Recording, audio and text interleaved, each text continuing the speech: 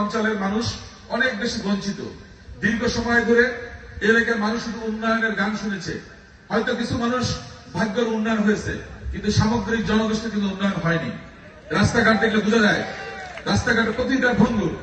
আমি যখন নির্বাচনী কাজ করতে গেছি, আমি প্রত্যেকটা জায়গায় দেখেছি রাস্তাঘাটের অবস্থা ভয়ানক খারাপ। তো এখানকারও ব্যতিক্রম না। সুতরাং আমাদেরকে অগ্রাধিকার তালিকা তৈরি করতে হবে এবং যে রাস্তাটা সবচেয়ে বেশি গুরুত্বপূর্ণ সেটা আগে করতে হবে, তারপরটা করতে হবে।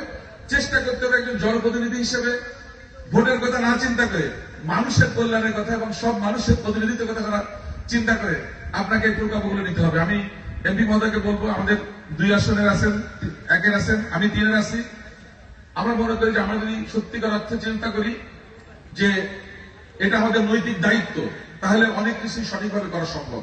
বনে যখন মাছ শিকার বন্ধ থাকে তখন তারা গিয়ে অবৈধভাবে মাছ শিকার করবে না, তারা এই কার্ডটা পেলে তারা উপকৃত হবে। সুতরাং আমরা চেষ্টা করবো সত্যিকার অর্থে এই জনপদের স্বার্থ সুরক্ষা করার জন্য, দেশের অগ্রগতির সাথে আমাদের এই জনপদের উন্নয়ন অগ্রগতিকে নিশ্চিত করার জন্য। এবং সেক্ষেত্রে আমি সেদিন আমাদের 3 জন সহ আমরা 4 জন বলেছিলাম, আমরা বলেছি না ঠিক আছে, আমরা চেষ্টা করব সবাই মিলে বাগেরহাটের স্বার্থকে সবার উপরে রাখার জন্য এবং বাগেরহাটের উন্নয়ন অগ্রগতি ত্বরান্বিত করার জন্য। সেক্ষেত্রে আমরা ভ্রাতৃত্ববোধ, সৌহার্দ্য, সম্প্রীতির যে মেলবন্ধনটা আছে সেটাকে সুদৃঢ় রাখবো ইনশাআল্লাহ। আমরা চেষ্টা করব আগামীতে 5 বছরে আমাদের যে পরিকল্পনাগুলো আছে এর বাস্তবায়নের মধ্য দিয়ে আমাদের যে প্রতিশ্রুতি ছিল সেটা পূর্ণতা দিতে। তারপর মানুষ সিদ্ধান্ত নেবে কাকে সে ভোট দিবে না দিবে সেটা পরের কথা, কিন্তু আমাদের দায়িত্ব, আমাদের অঙ্গীকার, এটা আমরা বাস্তবায়ন করবো।